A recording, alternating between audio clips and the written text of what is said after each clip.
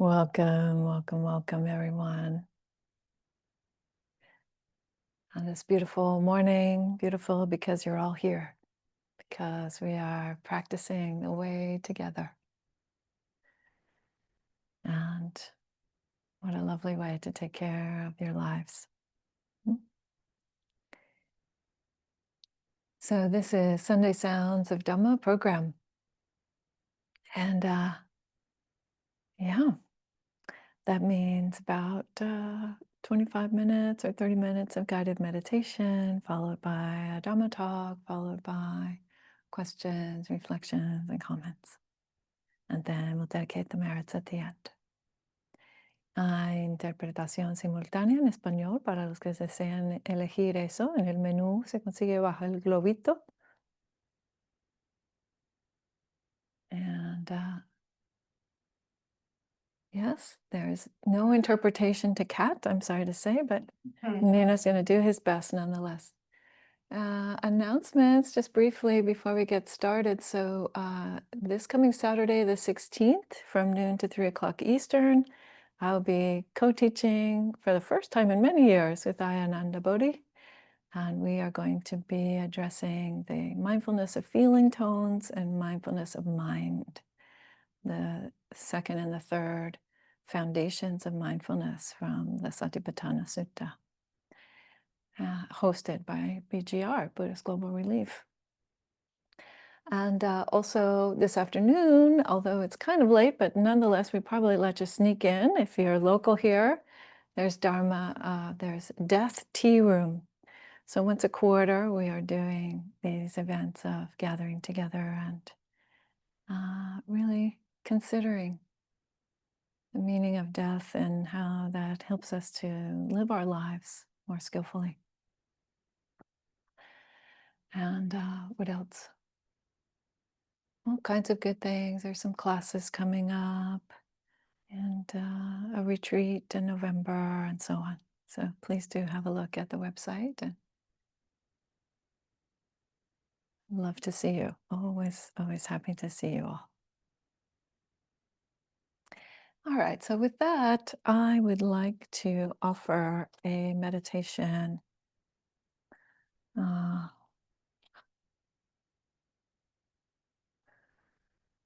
on the 5 aggregates. So we're going to begin with the body, and then we're going to perhaps see if we can tune into different aspects of the mental experience.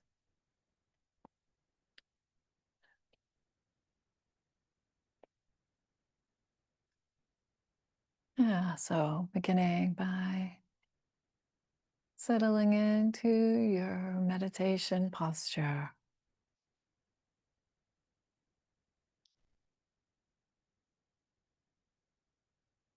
Just releasing any tension that you can let go of at this moment.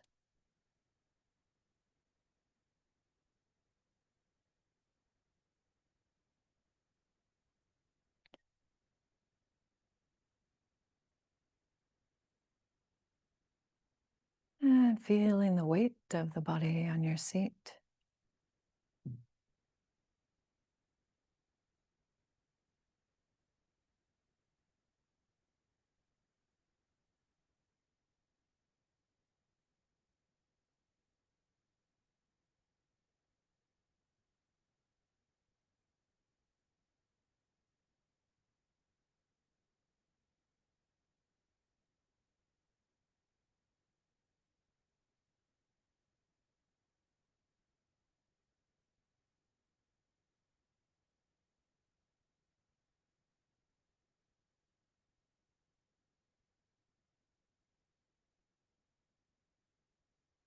Perhaps releasing the belly and softening and settling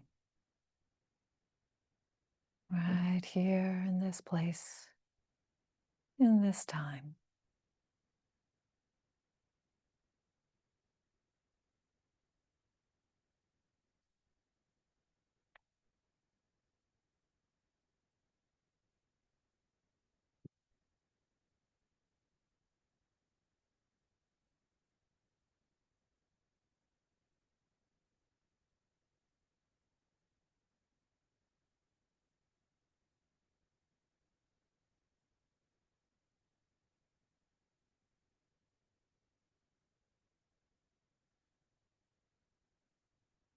allowing the spine to come into alignment so that the bones can carry the weight of the body. And perhaps the shoulders can become softer and wider.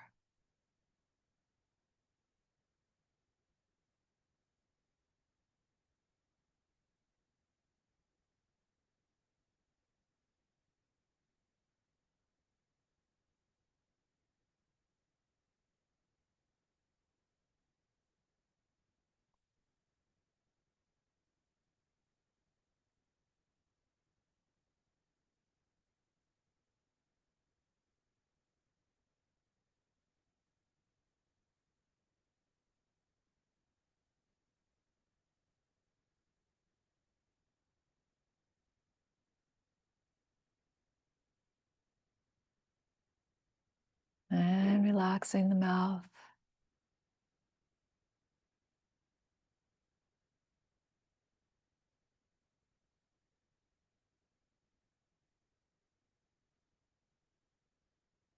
And softening the eyes. No need to hold on.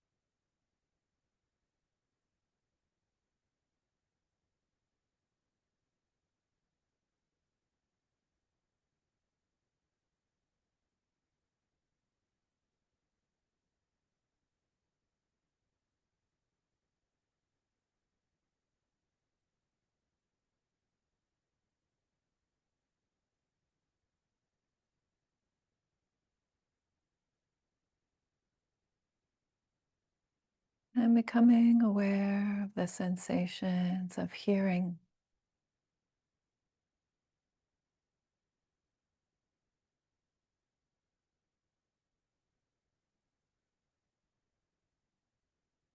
No need to strain at all. Just aware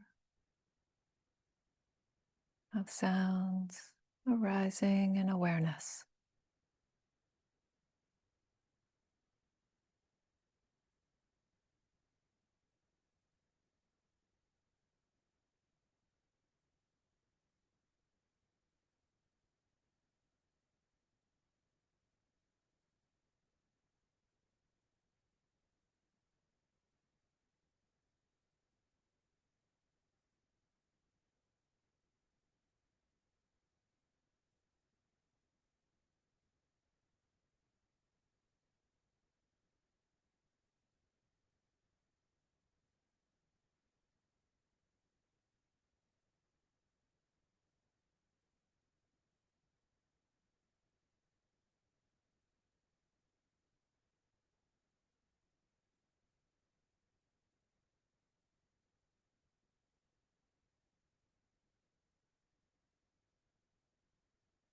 Receiving sensations of sound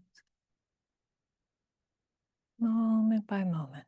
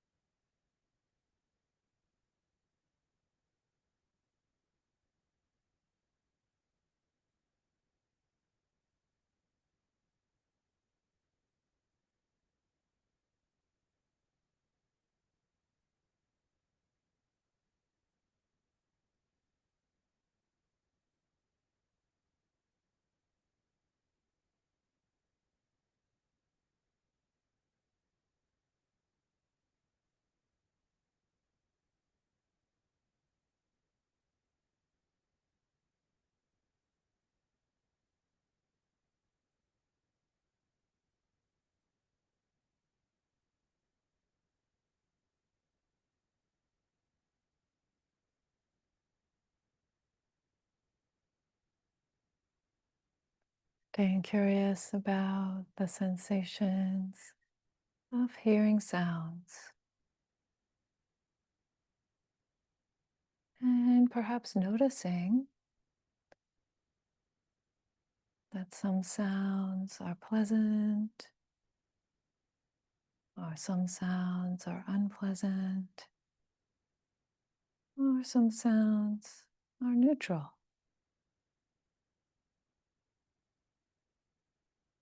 Just observing.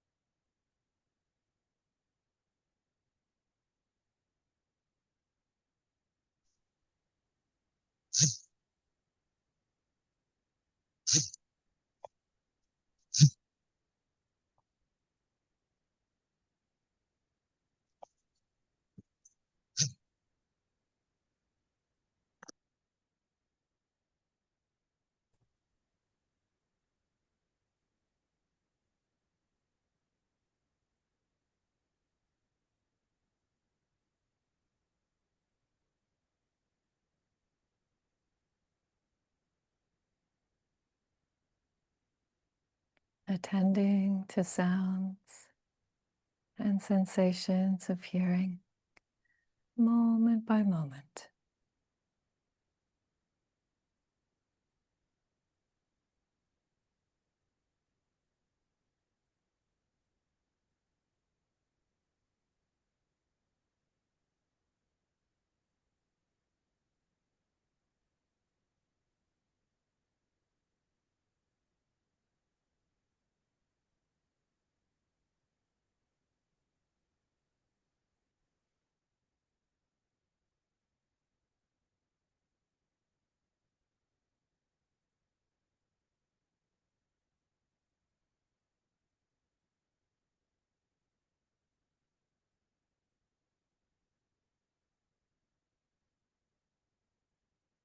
And perhaps as you become aware of sounds, there's also a perception, a label. Oh, a bird or an airplane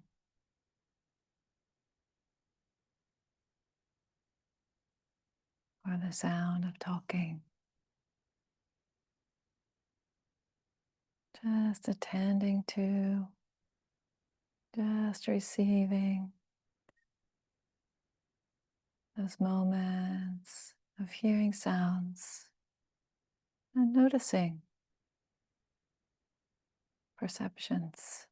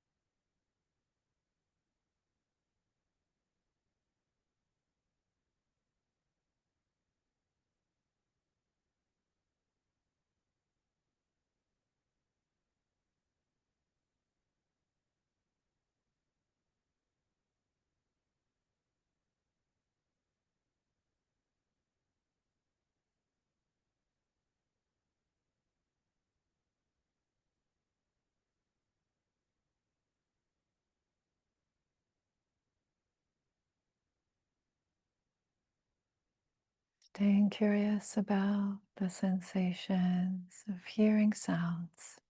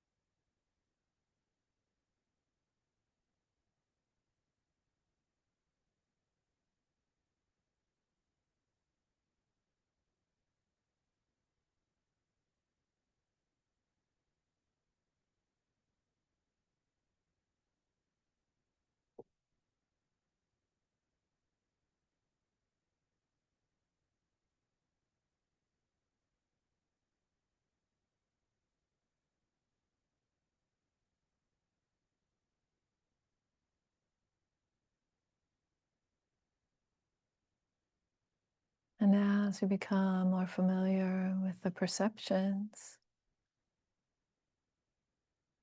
that you accord to each sound, you might also observe some reactions or responses, sankharas.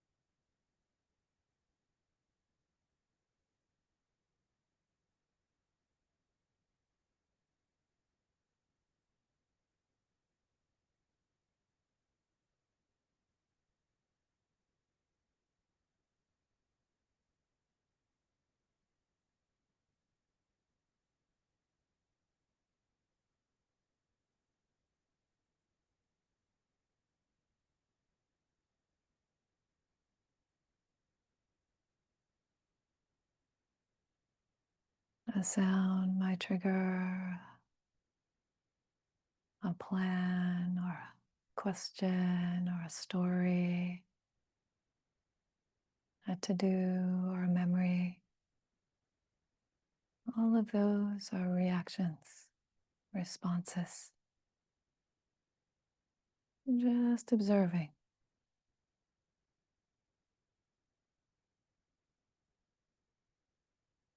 what arises with each sound.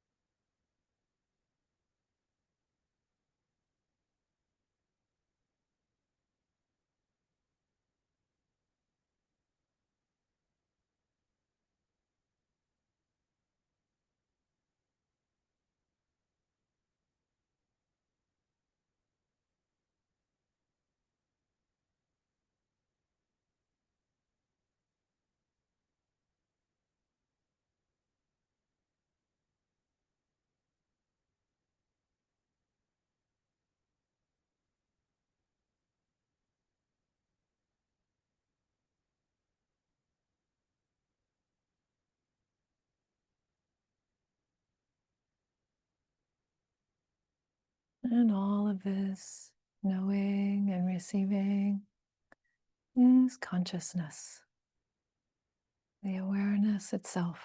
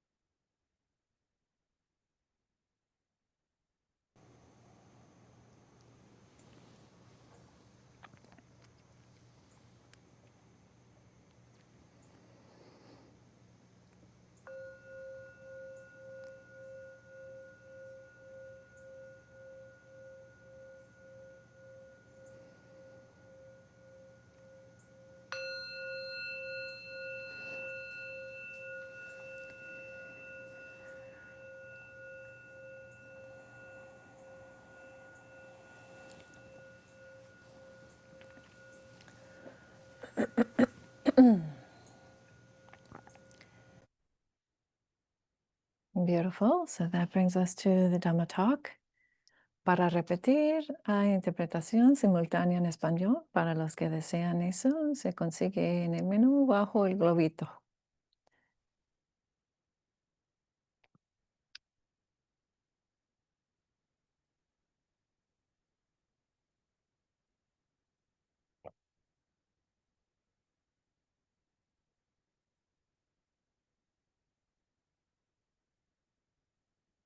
Beautiful. So, as always, I'm going to begin with the homage to the Triple Gem. And you are welcome to chant along with that if you would like, or not. You can just let it wash over you.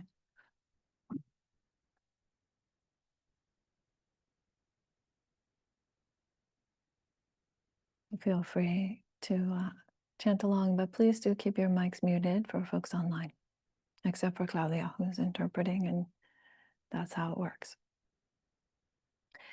Namo tassa bhagavato arahato samma sambuddhassa. Namo tassa bhagavato arahato samma sambuddhassa. Namo tassa bhagavato arahato samma sambuddhassa. Buddhang dhammang sanghang namasami.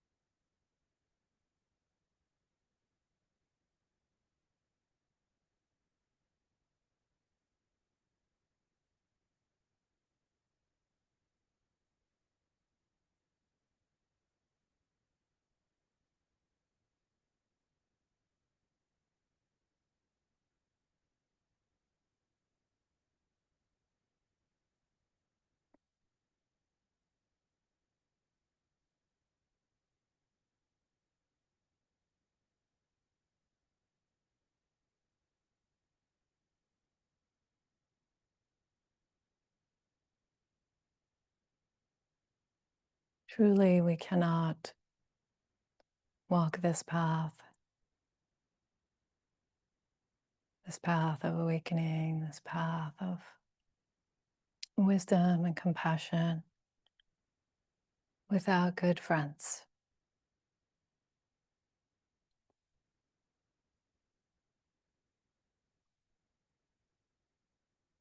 It has been that way since the beginning, more than 2,500 years ago.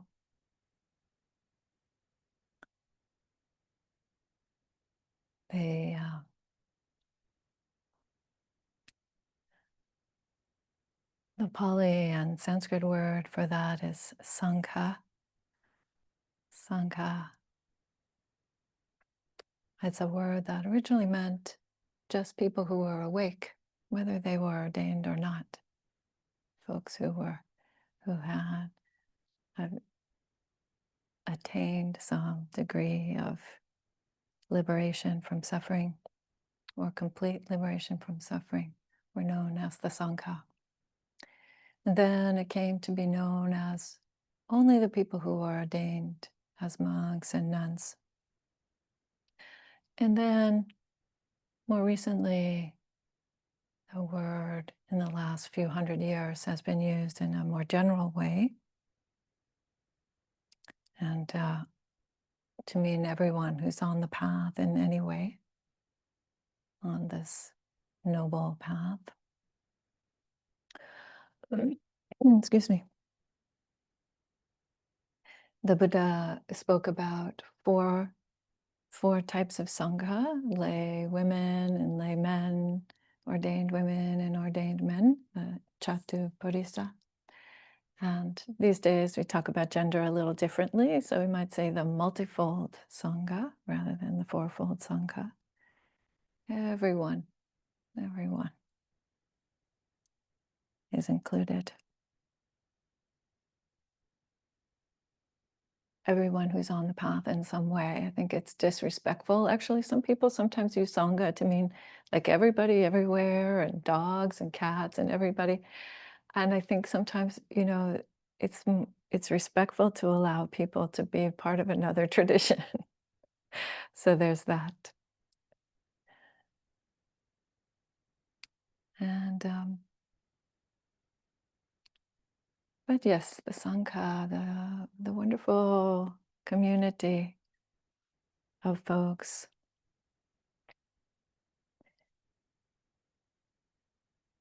who are engaging in this way, who are taking care of their lives in this way, is very important. It's a beautiful support, especially if we're going to be on the path for many years.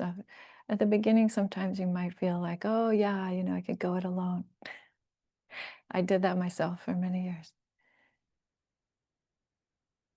But there's a beauty and a profound learning that's possible by being with others.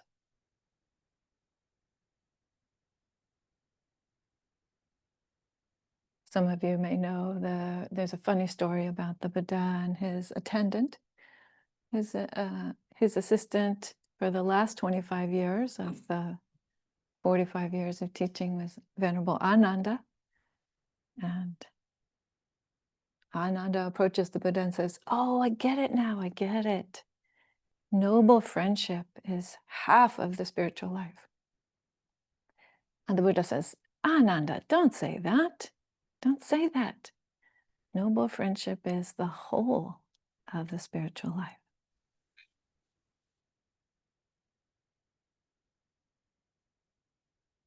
Because where else would we hear the Dhamma and see the Dhamma practiced but with our noble friends? And in that same sutta, for that reason, the Buddha also says people could take him, all practitioners, including us these days, could take him as our noble friend.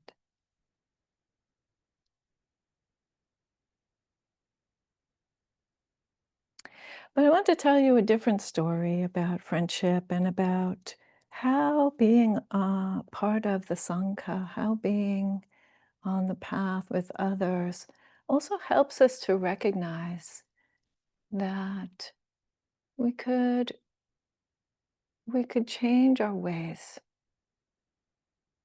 We could stop making the same mistakes that we've been making on our path. Could allow the friendships and the wisdom of others to really help us do what all the noble ones of the past have done, which is to acknowledge what isn't working.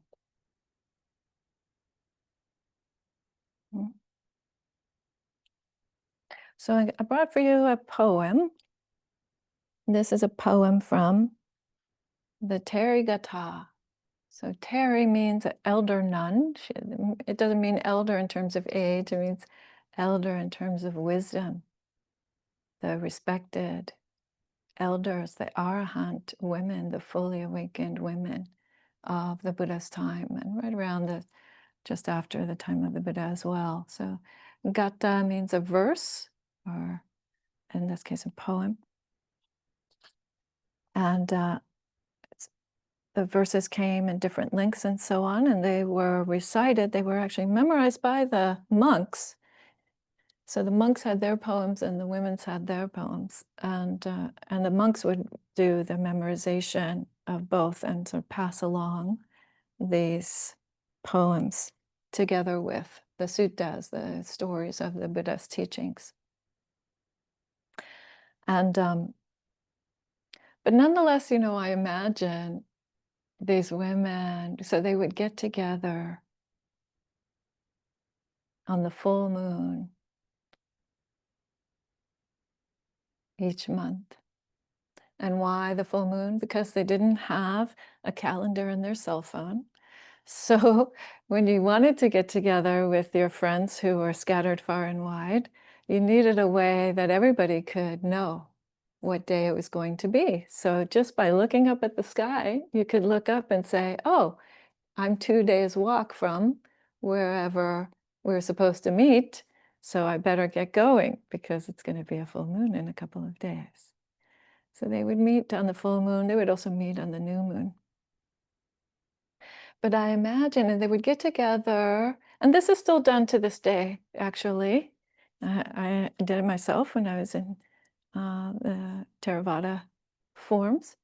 It's still done today. You get together, you talk about how your ethical practice and your practice in general is going. You confess any mistakes that you made and commit to doing better, or to taking it up again and doing your best. And you have a chance to gather together with other folks on the path and recite also the precepts that you're following together, so that everybody knows what you're aspiring to. And I imagine these women getting together, and under the full moon light, sitting around in a circle together, and somebody would stand up and recite a poem that was so beautiful that they would all memorize it. They would all learn it and pass it on to their students. So these are the poems of the Therigatha. It's said to be the oldest collection, the oldest known collection of women's poetry in the world. So this is a poem by a nun whose name has gotten obscured in history. So it says the verses of a certain nun. So sadly, we don't know her name, but this is a lovely translation. I highly recommend this translation. This is by Charles Hallisey. He's an academic and also a practitioner. And occasionally he teaches up at Barry Center for Buddhist Studies in Massachusetts, if you're interested in learning something more about it. But this is a poem with 5 verses by a certain nun whose name has been lost. And I'm just going to read the poem first and then talk to you a little bit about what I see in it, what we might learn from it. She says, "It's been 25 years since I renounced." Renounce means to become a nun, to go forth as a monastic person. It's been 25 years since I renounced, but not for a moment, not even a finger snap, did I experience the stilling of my mind. With no peace in my heart, dripping with sexual desire, I entered the monastery, wailing, arms outstretched. I approached the nun. She seemed like someone I could trust. She taught me the Dhamma, the teachings, about what makes a person, about the senses and their objects, their corresponding things, and about the basic elements that make up everything. Hearing the Dhamma from her, hearing the teaching from her, I came to her side. I knew my previous lives. The eye that can see the invisible is clear. I know the ways of my heart. And now I hear clearly. Powers beyond normal are known firsthand. The depravities is how Charles translated it here, but I'd say the harmful states that ooze out are wasted away. The 6 powers attained. The teaching of the Buddha is done.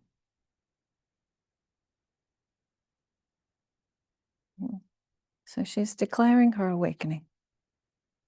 But she starts out by saying, 25 years she practiced without a moment of peace.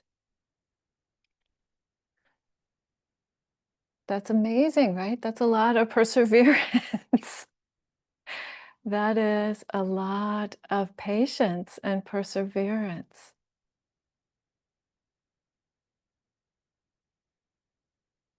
So for me and for us, I hope that that's an inspiration, right? That you think to yourself, okay, all right, it might take a while. I'm going to hang in there.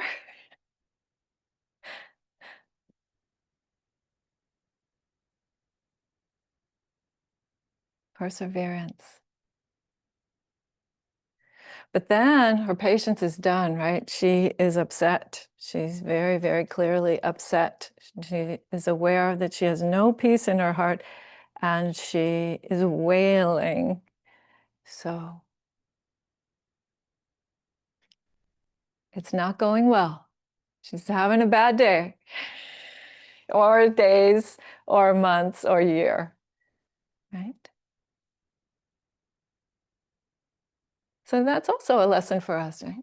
Don't think that it's always going to be smooth.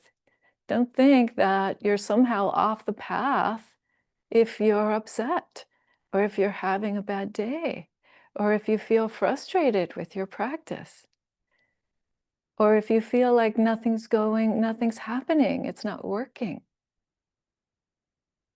Why would we be surprised at that? Right?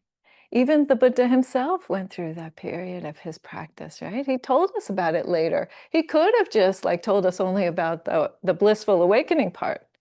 But no, even all of the arhats, like this beautiful nun, tell us, no, there was some struggle involved. There was some difficulty involved.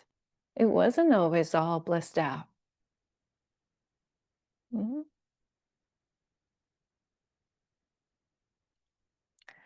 But then she shows her absolute wisdom.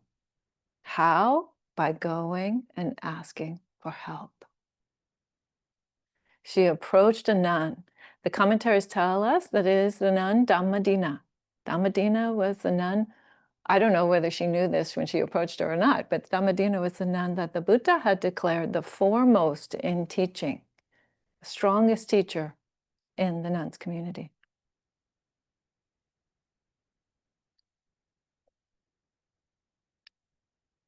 She seemed like someone I could trust. Oh, what a beautiful phrase, right? And this, again, is a beautiful, important pointer for us.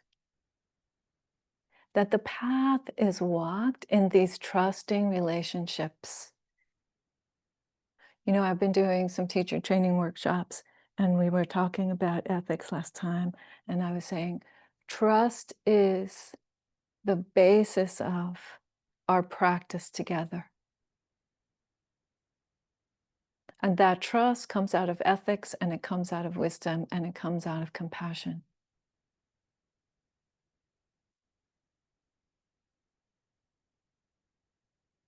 So it's really important on the path to find someone you can trust.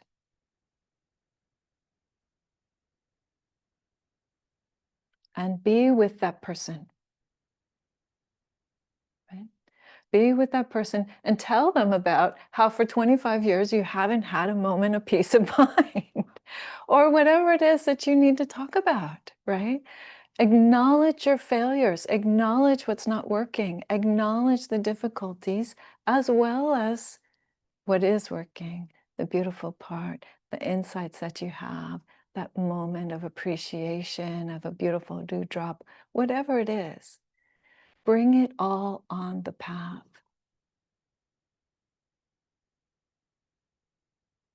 Because if there's any part left out, how will you practice with that? Your authentic self is the Dhamma, all of it. So hiding some part of your authentic self is missing out on your chance to see the Dhamma in that part. Do you see? So she approached Dhammadīna. She felt she could trust her. And Dhammadīna did what? Dhammadīna taught her about the senses, right? So being really embodied, starting out by practicing with this body and mind. What's happening right here, right? So simple, so beautiful. It's right here.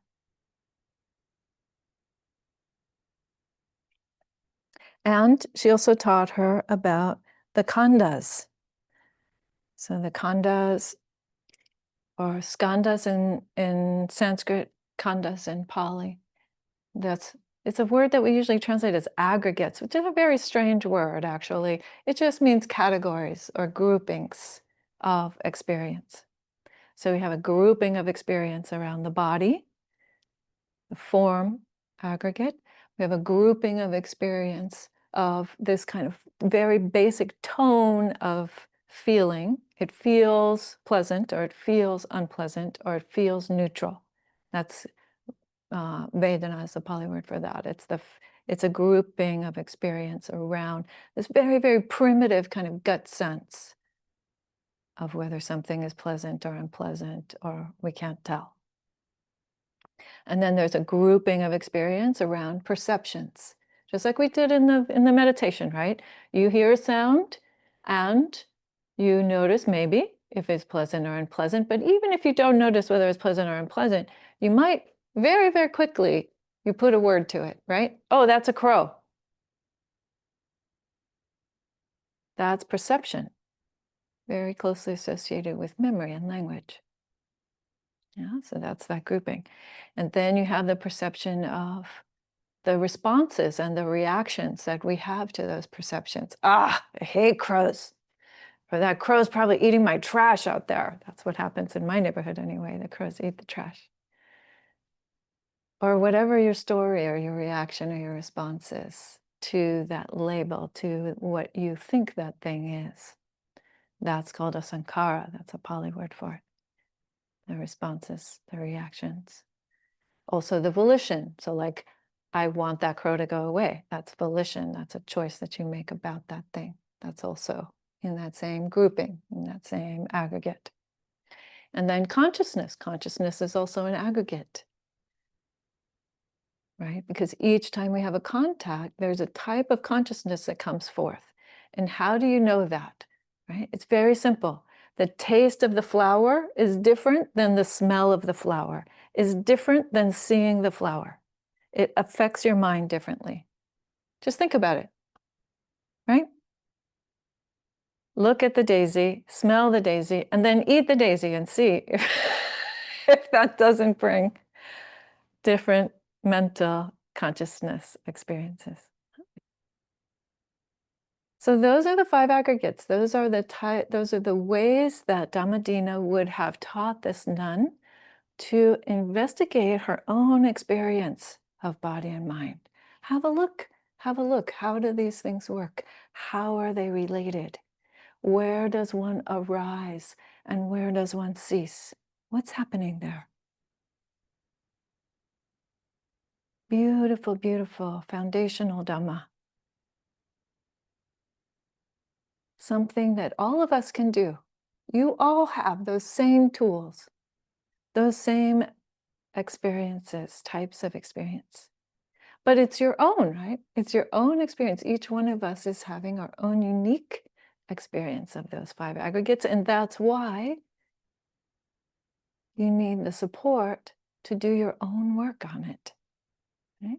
Because as skillful as Dhammadīpā was, she had to do her own work. She has to do her own practice to discover and wake up to her own life, as we do as well. Right? There's no amount of reading the books or hearing the talks that will do it for you. It will open some doors, maybe.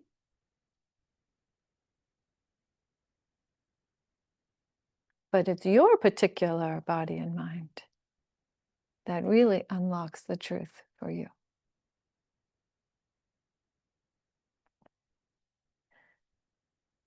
So she says, hearing the Dhamma, I came to her side. And then she talks about all of the benefits, all of the resultants that came from that practice together with Dhammadīpā.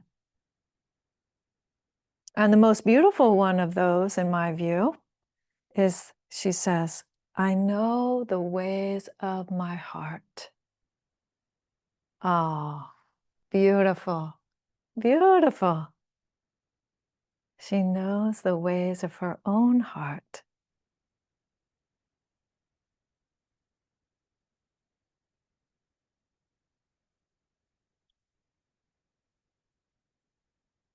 And isn't that what so many people are looking for? Isn't that maybe what you're looking for?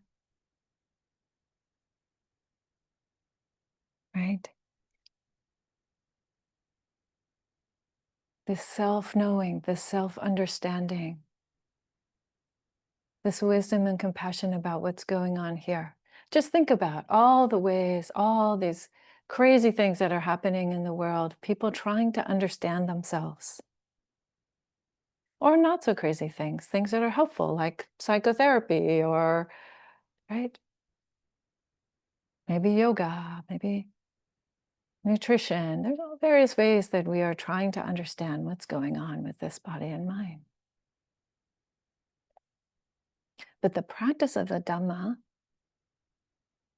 will show you so profoundly what these things demonstrate, what these things represent. That once you have known it,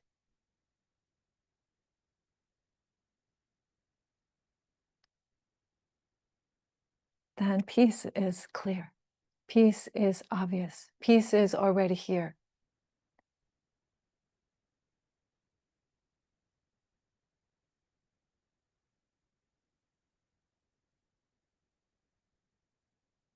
Once you see with clarity, once you know with clarity the way that it is, the way that it all fits together and that it all falls apart, then you will make your peace with that.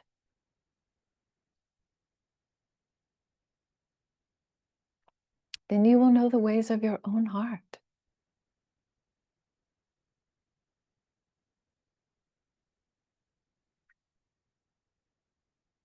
Not by wanting it to be peaceful, but by knowing deeply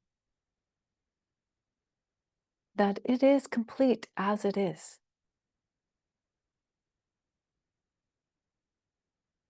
That there is an intrinsic harmony there, here.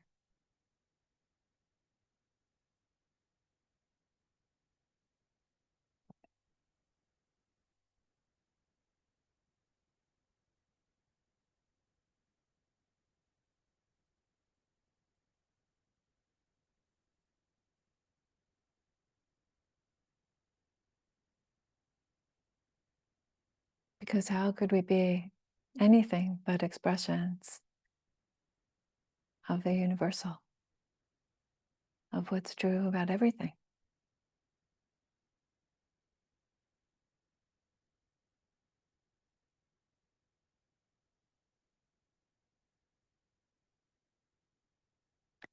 So she knows the ways of her heart, and the teaching of the Buddha is done because she had the wisdom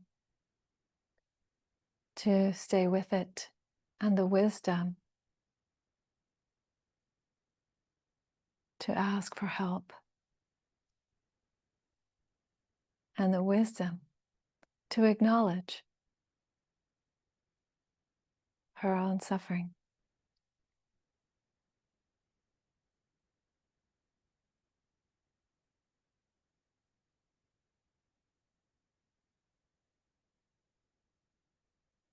And through her trust in someone who already had walked the path fully,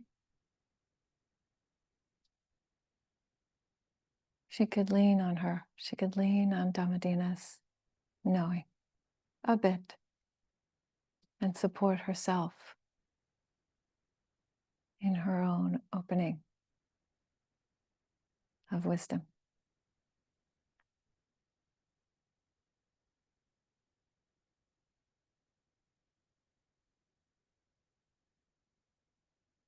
So don't worry if it's not going well.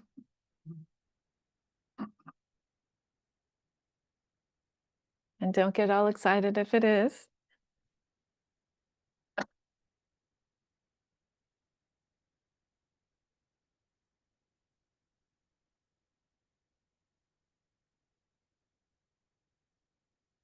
But know that we all walk this way with other people.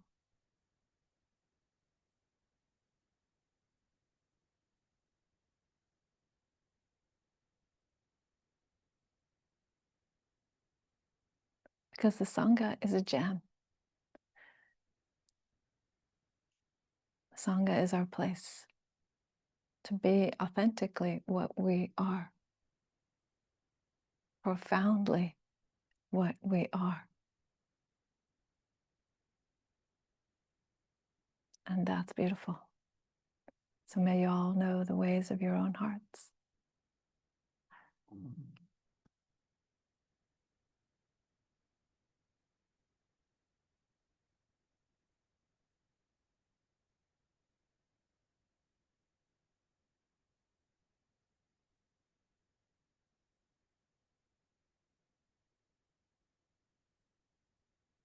With that, we're going to transition then into any comments or questions or reflections on the meditation, on the talk, on the poem.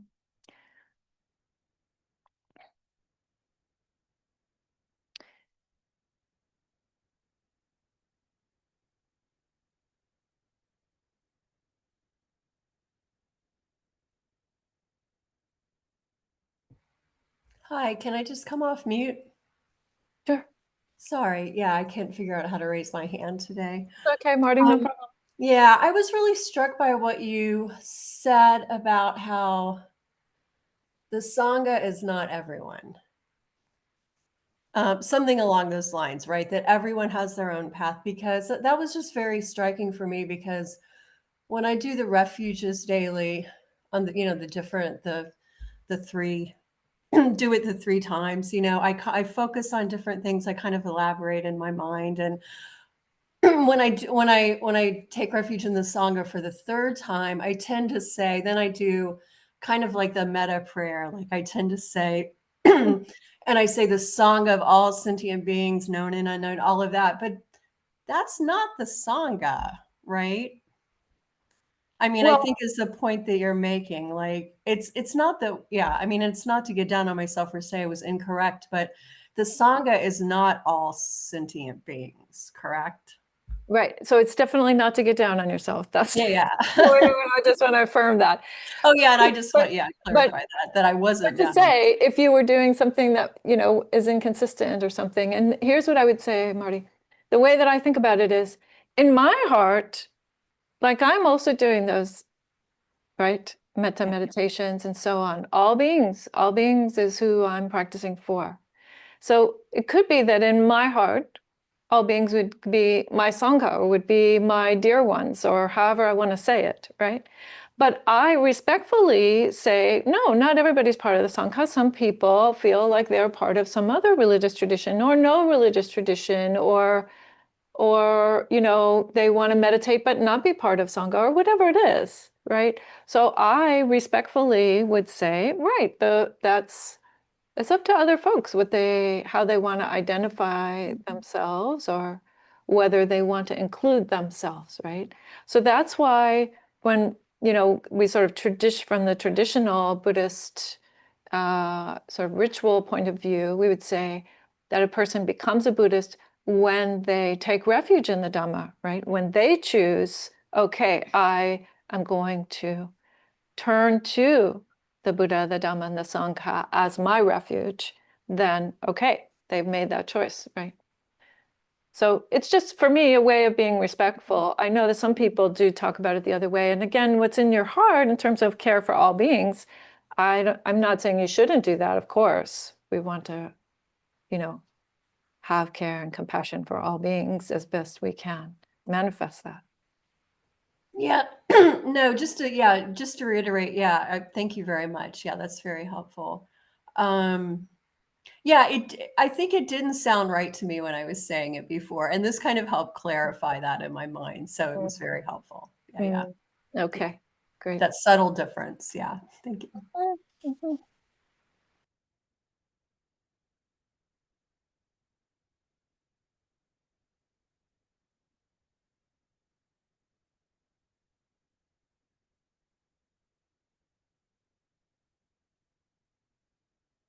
Other reflections or questions? How is that meditation? I always try to make the meditation fit with the talk, or generally I try to remember that. So I did something a little different today on the 5 aggregates. Yes, Brad?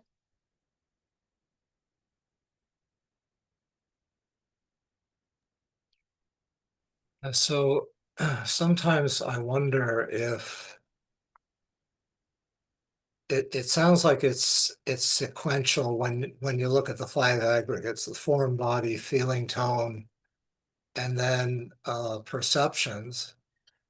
And I wonder sometimes in certain circumstances whether feeling, tone, and perception come up like either at the same time, or maybe even perception slightly precedes feeling, tone.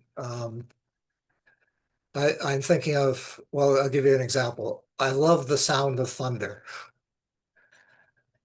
But for some people, the sound of thunder takes them right back into a war zone, an abusive relationship, that kind of thing.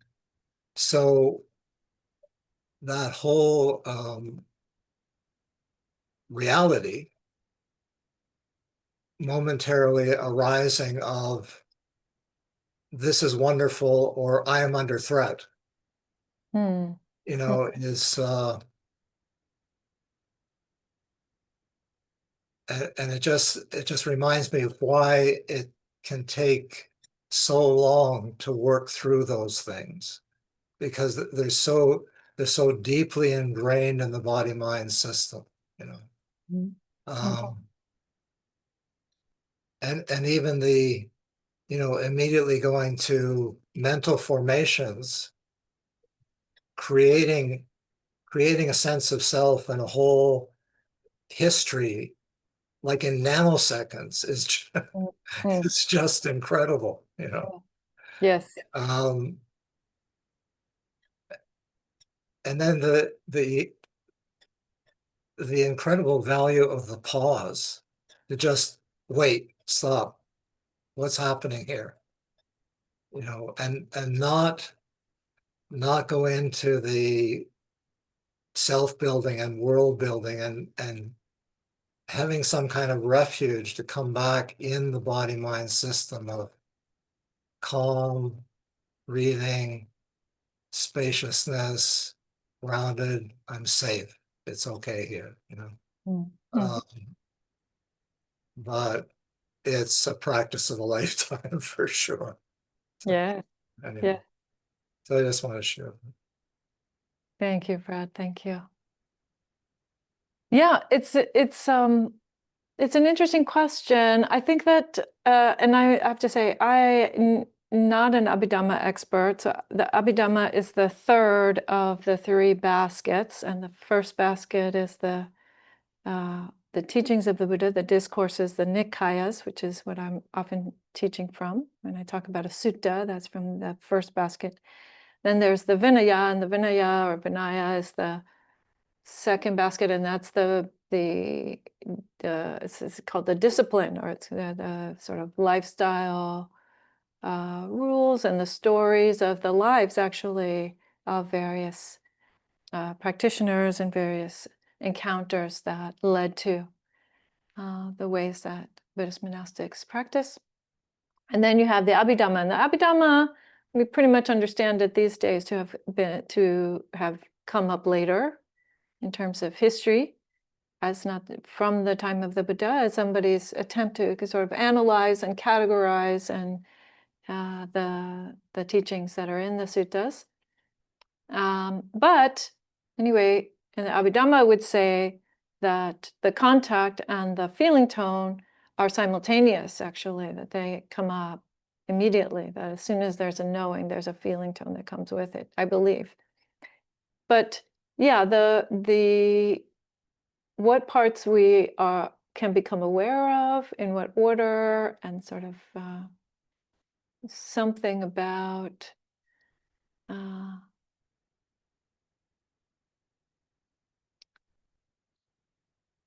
sort of distinguishing the contact from the elaboration on the contact, right? So your comments, Brad, reminded me also of the teaching to Bahya. So the teaching to Bahya is, in the herd, there will be only the herd. In the seen, there will be only the seen. In the cognized or the known, there will be only the known. And when that's true, he says that's how you should train yourself, the Buddha says to Bahya.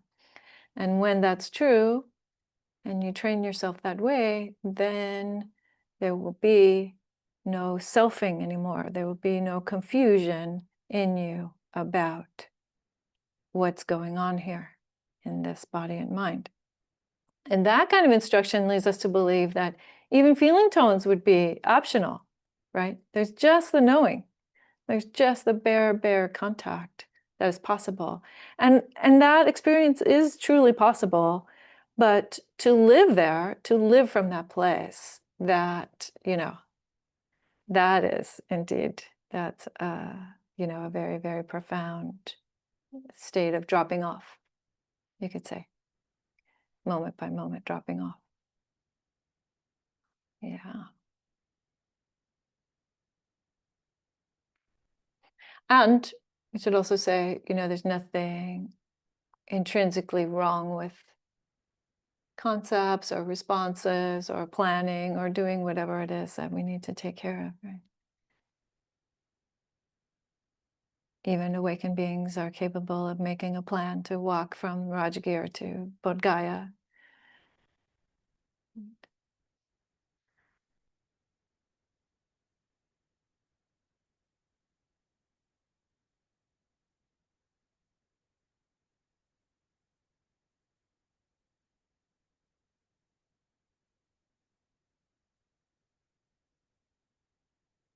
Yes, Carolyn. Yes, I have a question about feeling tones. Because I've noticed that, feeling the same contact can have very different feeling tones over time, Mm-hmm. right? And it seems like there's some progress there. And so just to ask, because sometimes it seems like the the unpleasant and the pleasant are both becoming more neutral. Mm-hmm. Like with meditation, that seems like that happens there's just a calming and they both become more neutral. Mhm. But then other times, but then I also have the idea that the neutral is becoming more pleasant. Mm, mm, mhm, So mhm. I just wanted to ask and see what you have to say about the sort of like the shift that we might notice in feeling tones as our mindfulness is increasing. Yes. Wonderful. So, yeah, just to start out with, I appreciate the observation and the question. And what it points to in part is the fact that the feeling tones are not inherent in the thing, right? It's not that each thing has its own feeling tone. Yeah. So, nor is it true that our feeling tone about a thing stays the same all the time, right? So, I have sometimes told you all the story about Kayla's hugging buddy who is lactose intolerant. And he got very upset when his preschool teacher took the ice cream away from him because he's not allowed to eat it, right? Because he had a pleasant feeling tone about the ice cream. But I suppose that when Hugging Buddy gets older and he realizes that he's lactose intolerant, he might develop a negative, right? An unpleasant feeling tone when he sees ice cream because he would have had different experiences with it over time, you know? So the feeling tone isn't inherent in the object itself. It is our own response to that, and we can modify our responses. I would say, to some extent, this kind of lessening of the intensity of feeling tones, it can be associated with equanimity, right? We don't have this huge spike of reaction, right, on the negative end of the scale or on the positive end of the scale to something that might have caused that in the past. But if we're feeling equanimous, if we're feeling more spacious, if we've had different experiences with it, if we are in a meditation, there are various reasons why it might, right? It might be lessened to a large extent.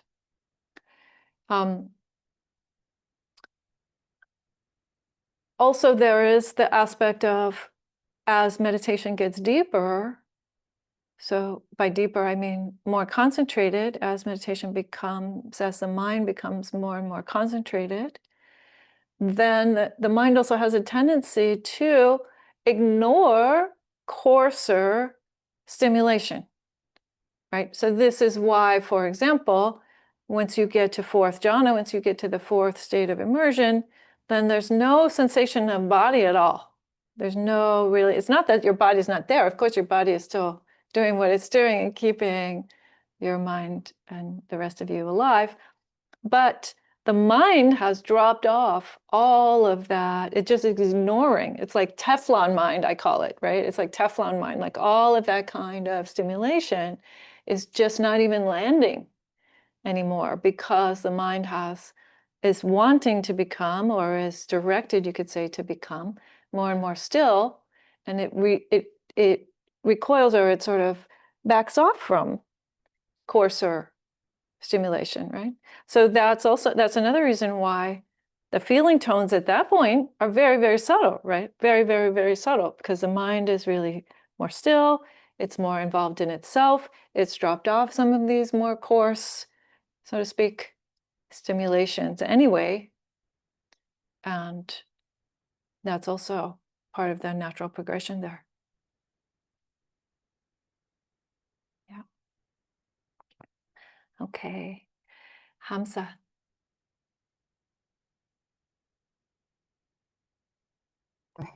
Yes. So going back to Vahia, and going through the system of the Vedana and the Sanya, and but then going the reverse, and you were talking about consciousness. Would awareness of consciousness or awareness of awareness or knowing of consciousness, are they all similar? Is awareness and awareness of consciousness similar? Yeah, or knowing of knowing of awareness or knowing of consciousness. Yes. Yes. So the way that the aggregates would talk about that is that the consciousness is, you could say, let's put it this way. Consciousness is both an organ and the knowing at that time. In other words, consciousness is taking itself as its own object, right? That's why we say mind knowing the mind. So it's in terms of mind moments, sometimes it's helpful to think about it that way, in terms of mind moments, it's one mind moment is reflecting on the previous one a second ago. So the thought arises in the mind, and then the mind takes that thought as its object in the next instant. Yeah? Or if there's no thoughts, right, then what's happening is that the awareness, just the bare awareness, consciousness, is taking the previous moment of awareness as its knowing, as its object. So then if you're practicing with that awareness of awareness, Mm-hmm. or awareness of consciousness, Mm-hmm. then that's you're not tumbling in so much into dependent origination with that. You're catching it before you move into is that correct? Well, it's possible that, but most of the time what happens is that there's unknowingly a very, very subtle clinging to the consciousness, right?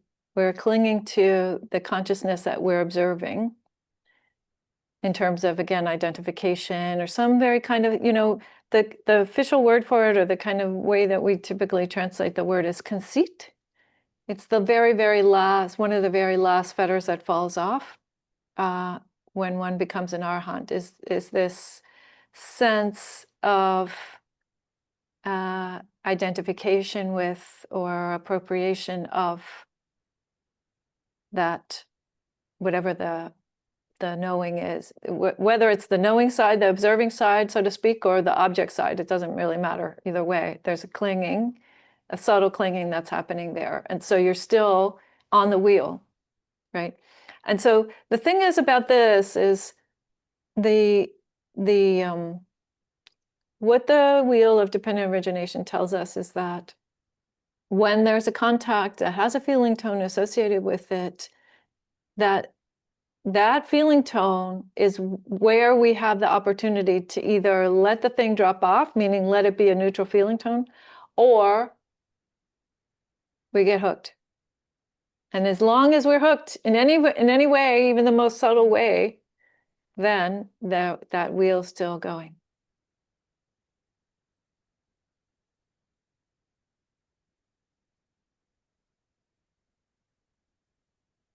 So then it's a good idea to, when there's cognizing, just do cognizing. Exactly. Yes. Exactly. That finding that steady, there's this phrase that comes up again and again and again in the suttas. It's looking on with equanimity. Looking on with equanimity. And to the extent that we're developing that in our meditation, we're able to look on at anything that's happening with equanimity, then it will naturally sort of deepen and unfold. That helps a lot. Thank you. Mm-hmm. Welcome. Okay, we're getting close to the end. We probably have time for one more question or reflection, if anybody has one.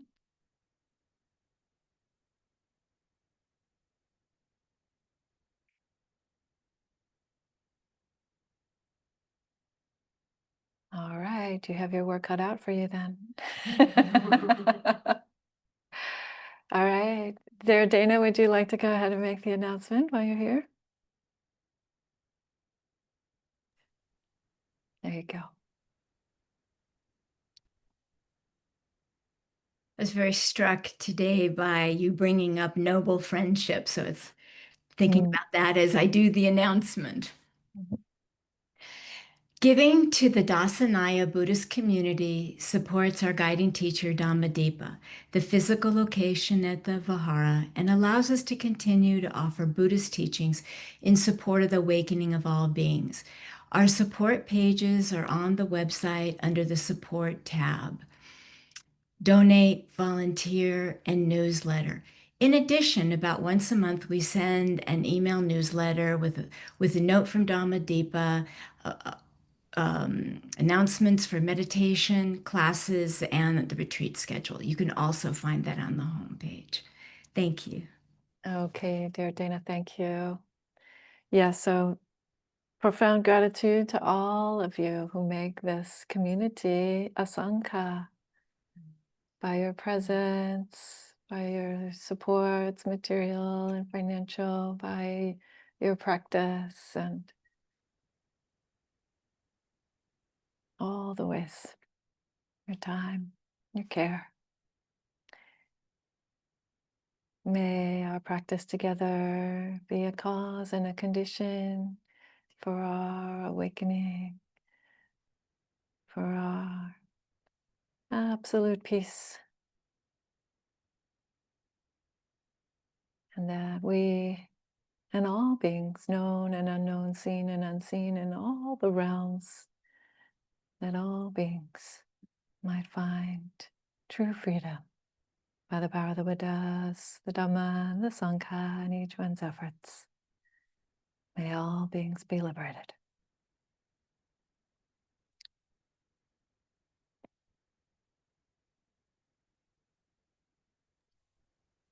Thank you. Thank you, Sangha. Thank you, Dhammadīpā. Gracias. Thank you. Gracias. Thank you. Claudia. Thanks, everyone.